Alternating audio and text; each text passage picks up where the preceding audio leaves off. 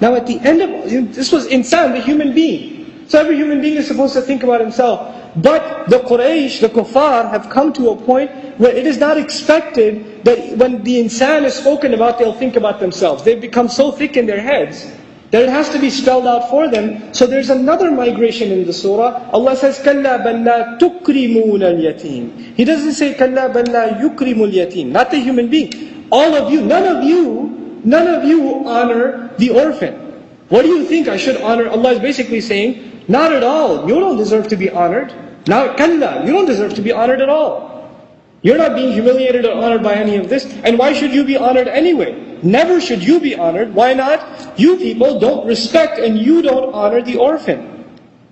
The reason they should be humiliated is they don't honor the orphan. Now, please understand something about this idea of orphan.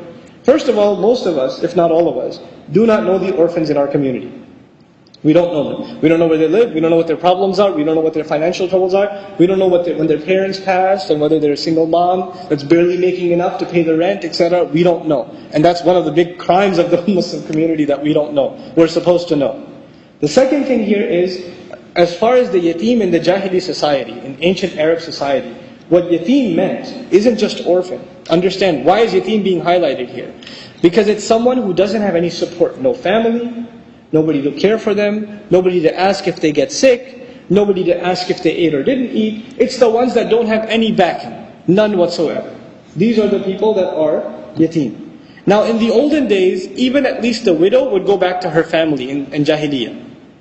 But in the Muslim community, what happens with the widow?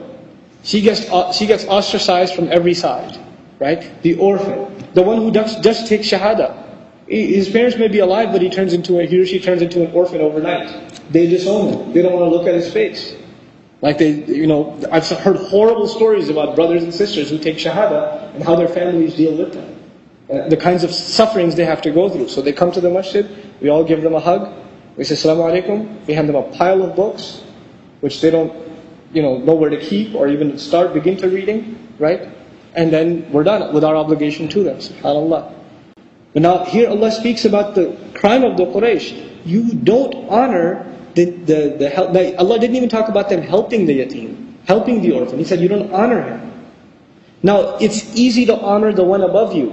It's easy to honor and respect your boss, your teacher, the imam of the masjid, right? The elder. These are people easily honored. It's tough to honor someone below you. You don't think about honoring the guy that's, came to do plumbing at your house, or mows the lawn, or, these are below, you don't have to honor them. And actually, it's a sickness in Muslim society. People who do manual labor, they're looked at as less than human. Right? And we are the nation that says, we're the people, we have the revelation that says all human beings are equal. Right? And the only thing that gives us superiority one over the other is a taqwa, which nobody can see, because where is taqwa? It's inside the hearts. And here you have in the Muslim world itself. In the Muslim world. And then he says, وَلَا تَحَاضُّونَ عَلَى طَعَامِ الْمِسْكِينِ. Why should you be honored when you don't even encourage each other at all, in any way, shape, or form, in feeding those who need? So first was honoring them, and then it was giving them food. Right? Allah didn't mention giving them food first, giving the poor and needy food first. He mentioned honoring the orphan first. So first you honor and respect the needy, because you know what we do? Here's $5, don't touch me.